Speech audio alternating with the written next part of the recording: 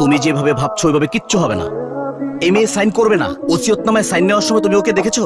তারপর যখন বডিগার্ড না কি আসলো ওকে দেখেছো? একদম চুপ ছিল, যেন সব ফোন দিয়ে আগে থেকে এটে রেখেছে।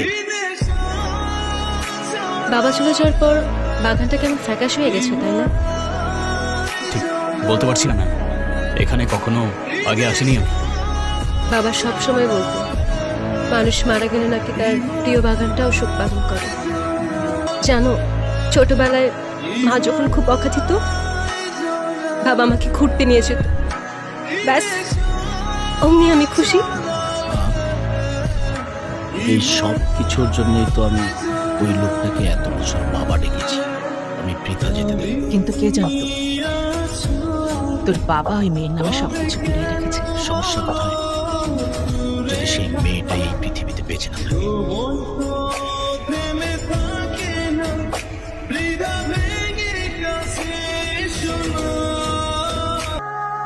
কি বলছো তুমি এসব? আর তোমার হাতে গান কেন? ম্যাম, এত কথার উত্তর দেওয়ার মতো সময় নেই এখন। প্লিজ কোঅপারেট, আমি পরে আপনাকে সব বুঝিয়ে বলছি। প্লিজ তাড়াতাড়ি আসুন, তাড়াতাড়ি ম্যাম। এই বিশাল সম্পত্তি আর সাম্রাজ্যের সামনে আপনার প্রাণের কোনো ভ্যালু নাই তাদের কাছে। সম্পত্তি? আসসালামু আলাইকুম আন্টি। ওয়ালাইকুম আসসালাম। Ma'am, coffee? থ্যাঙ্কস। জানো, আমার ভাগ্যটা কতটা অদ্ভুত।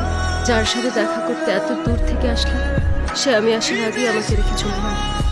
আর যাদেরকে আমি নিজের ভেবেছিলাম, তাদের হাত থেকেই বাঁচার জন্য পালিয়ে বেড়াচ্ছি।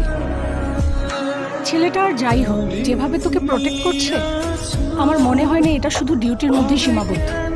কারো প্রতি কারো মায়া না থাকলে কেউ নিজের জীবন বাজি রেখে কাউকে এইভাবে বাঁচায় বল? রিদিতা, এখনো রেগে আছে কিছুই জানি না। আমার মনে হয় কি আমার কোনো পুরনো শত্রু ছিল হয়তো। আর তুই কি ভেবেছিস এই ছেলে তোকে সেভ করবে? একদিন না একদিন ওকে আমি তোর পাশ থেকে সরাবই। তখন কি করবি? আর এক পাও সামনে না। যেই ময়দানে মালিকের জন্য বুকে গুলি খেয়ে লড়াই করব, সেই ময়দানে তোর মতো কাপুরুষ এক সেকেন্ডও টিকবে না। চেষ্টাও করি